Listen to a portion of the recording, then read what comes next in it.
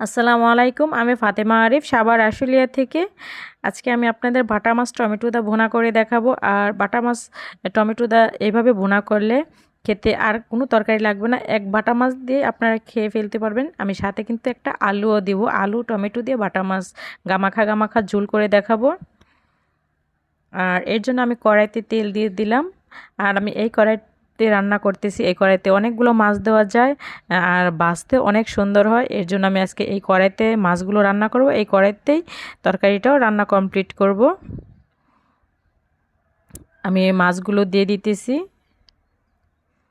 আর মাছগুলো একটু ভালো করে ভাজবেন। বাটা মাছ অনেকে খেতে চায় না, অনেকে ভাজা খায়। আমার কাছে ভাজা বোনা দুটোই ভালো লাগে, যদি বাটা মাছগুলো একটু তাজা হয়।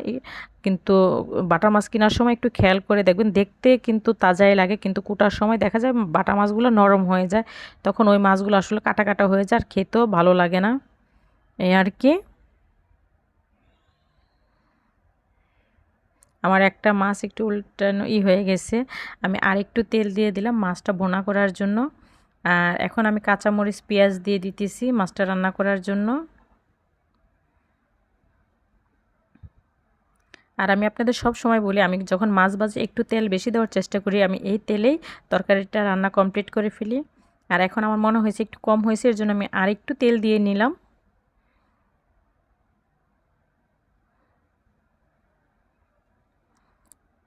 এখন একটু লবণ দিয়ে দিলাম সামান্য পরিমাণ, যতটুকু লাগবে। আর লবণ দিছি যাতে আমার পেঁয়াজটা একটু তাড়াতাড়ি সিদ্ধ হয়ে যায়, এই কারণে।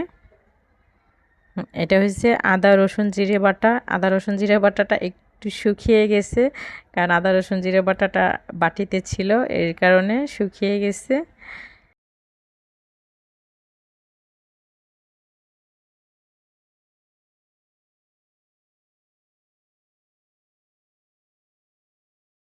এখন একটু পানি দিয়ে দিলাম শুকনো মশলা দেওয়ার জন্য।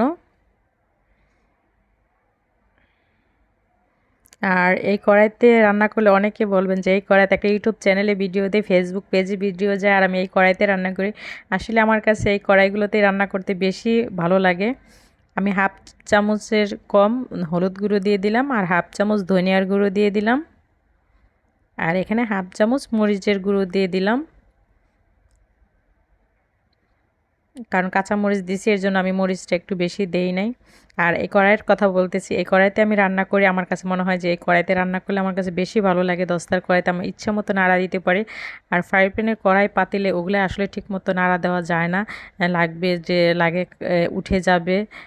এর জন্য কালো সাদা হয়ে যাবে, কালো কড়াই সাদা হয়ে যাবে, এর জন্য মানে আমার রাঁধতে ইচ্ছে করে না। কিন্তু আমার কাছে এগুলা কড়াইতে পাতিলে রান্না করতেই বেশি ভালো লাগে। আর আমি সব সময় যা করি বাসায়, আমি এইটাই করার মানে দেখানোর চেষ্টা করি আপনাদের।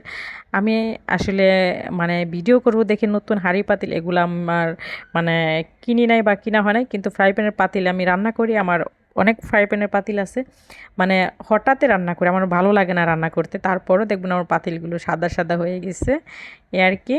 আর আলুগুলো দিয়ে আমি মশলার সাথে একটু ভালো করে কষিয়ে নিতেছি, কারণ বাটা মাছগুলো যেহেতু আমি ভেজে রাখছি, ওটা মোটামুটি রান্না হয়ে গেছে। আর আলুগুলো যদি আমি একটু পানি দিয়ে না কষাই, আলুটা সিদ্ধ হবে না তেমন। এর জন্য আলুটা একটু আমি হালকা পানি দিয়ে কষিয়ে নিতেছি। মশলাটাও কষানো হয়ে যেতেছে, আমার আলুটাও কষানো হয়ে যাইতেছে। আর আমি ক্যামেরার সামনে কিন্তু তেমন কথা বলতে পারি না, এমনি অনর্গল কথা বলতে পারি। ক্যামেরা অন করার পরে আমার মনে হয় যে আমি কথাগুলো মানে খুঁজে আর পাইতেছি না, আমি কি কি কথা বলবো, এ আর কি। কথার মধ্যে অনেক ভুল ত্রুটি থাকতে পারে, আমরা মানুষ, ভুল আমাদের হবে। এর জন্য আপনারা আমাকে একটু ক্ষমা দৃষ্টিতে দেখবেন, আর আমাকে বলে দিবেন আমার কোথায় কোথায় ভুল হয়। তরকারির আলুটা মোটামুটি কষানো হয়ে গেছে, দেখুন। আর তেলও ছেড়ে আসছে। আর এখানে একটা আলুই দিছি আমি তরকারিতে, কারণ যেহেতু মাছ ভুনা করব তেমন আলু দেই নাই। আর আলু ছাড়া আমার বাচ্চা তরকারি তেমন পছন্দ করে না, ও একটু আলুর তরকারিটাই বেশি পছন্দ করে সবজির চেয়ে। ও তেমন সবজি খেতে চায় না।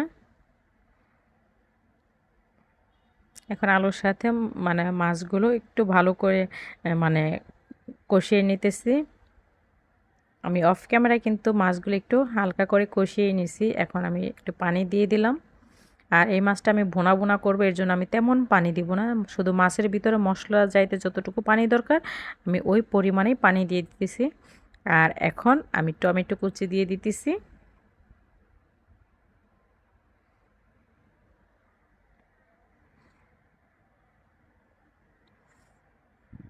টমেটো কুচিগুলো দেওয়া হয়ে গেছে আমার। এখানে প্রায় 3টা টমেটো আছে। আর যেহেতু ছোটো মাছ, বাটা মাছ, এগুলো একটু টক টক হলে বেশি মজা হয় খেতে। আর বোনা তরকারির মধ্যে দেখবেন একটু টমেটো কুচি হলে মানে তরকারির টেস্ট, স্বাদ মানে সম্পূর্ণ চেঞ্জ হয়ে যায়, এই আর কি। এখন ধইনা পাতা দিয়ে দিতেছি আমি। আর সবসময় চেষ্টা করবেন ছোটো মাছ ধইনা পাতা দিয়ে রান্না করার জন্য, কারণ মাছের মধ্যে ধইনা পাতা দিলে দেখবেন একটা অন্যরকমই ফ্লেভার আসে। ধইনা পাতার তরকারিটা যদি আপনার মজা না হয়, তাও ধইনা পাতার কারণে তরকারিটা মানে খেতে অনেক ভালো লাগে, আলাদা একটা স্মেল বের হয়, এই আর কি। আর আমার রান্নাটা মোটামুটি কমপ্লিট হয়ে গেছে। আমি রান্না শেষ করার আগে আপনাদের কাছে একটা অনুরোধ করব, আপনাদের সামনে যার সামনে আমার চ্যানেলটা পড়বে, দয়া করে আমার চ্যানেলটা একটু সাবস্ক্রাইব করে দিবেন, আর লাইক কমেন্ট একটু শেয়ার করে দিবেন। আমার আরেকটা ইউটিউব চ্যানেল ছিল, চ্যানেলটা চলে গেছে। এখানে আমি সম্পূর্ণ নতুন, এর জন্য আমার তেমন ভিডিও করতে ইচ্ছা করে না, আর আমি প্রতিদিন ভিডিও দেও না, কারণ আমার চ্যানেলটা মানে হারাই গেছে দেখে আমি চ্যানেলটার জন্য আপিল করছি। জানি না ফেরত পাবো না না পাবো, কিন্তু কিন্তু আমি এই চ্যানেলটা শুধু খুলছি একটা কারণেই, আমি বাসায় বসে থাকি যে দেখি কি হয়, কিন্তু আমি এনার্জি পাই না, আগের মতো চ্যানেল করার ফিল আসে না। তারপরেও করা, যে বসে থাকার চেয়ে দেখি না কি হয়। আর আপনাদের যদি আমার রান্নাটা ভালো লেগে থাকে, আমার কথাগুলো ভালো লেগে থাকে, আমার রান্নাটা ভালো লেগে থাকে, দয়া করে আমার চ্যানেলটা একটু সাবস্ক্রাইব করে দিবেন প্লিজ প্লিজ প্লিজ। আসসালামু আলাইকুম।